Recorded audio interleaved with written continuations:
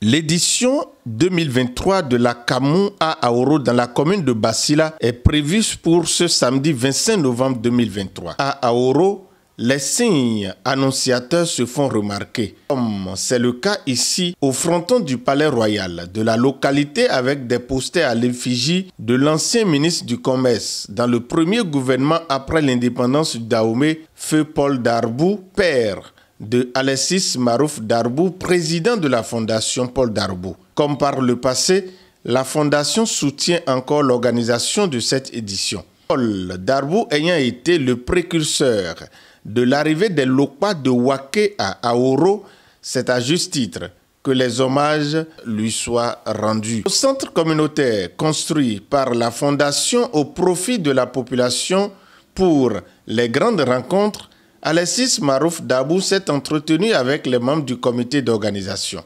L'objectif, se rassurer du niveau des préparatifs de la Camon. Sur le terrain, les ouvriers sont à pied d'œuvre. Des réglages de dernière minute passés au peigne fin, direction Djougou pour d'autres urgences en attendant de revenir à Aoro le samedi 25. De Djougou, le président de la Fondation Paul Darbou s'est rendu à Kopargo. Dans cette commune, les artisans fêtent les 25 années d'existence du collectif de leurs différentes associations couplées avec l'an 1 de la radio locale de Kopargo. Alexis Marouf Darbou et sa délégation s'y sont rendus sur l'invitation des membres du bureau de ce creuset. La présence à Kopargo du parrain de ce quart de siècle de la vie de cette association, les professionnels de tous les corps des métiers présents ne s'y attendait pas. Une démonstration de joie.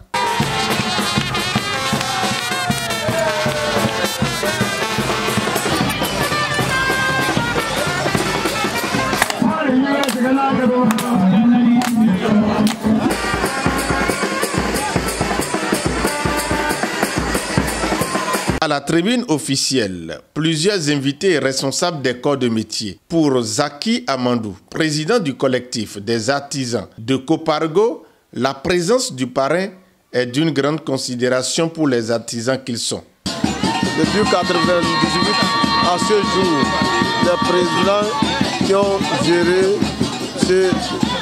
ce niveau jusqu'à nos jours, qu'est-ce qu'ils ont fait? Qu'est-ce qu'il reste à faire?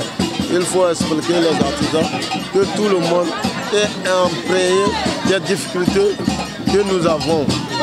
Et maintenant, tracer les feuilles de route sur quoi nous allons baser pour travailler. Que tout le monde nous suive. Et à la fin d'année, que tout le monde puisse évaluer, voir est-ce que les objectifs soient atteints.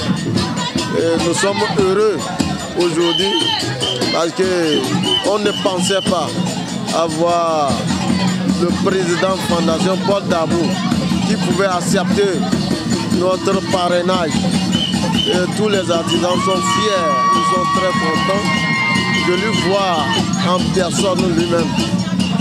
Ils sont très contents. Quand nous avons annoncé ça, tout le monde ne croyait pas. Ça se passe bien, mais il n'y a pas beaucoup de clients. Les choses nous manquent beaucoup. Les ateliers, les choses là, comment on appelle, ce soir, beaucoup de choses, on n'est pas. Vous voyez, non? Bon, on est en train de débrouiller. Les apprentis aussi, il n'y a pas l'argent pour payer le contrat.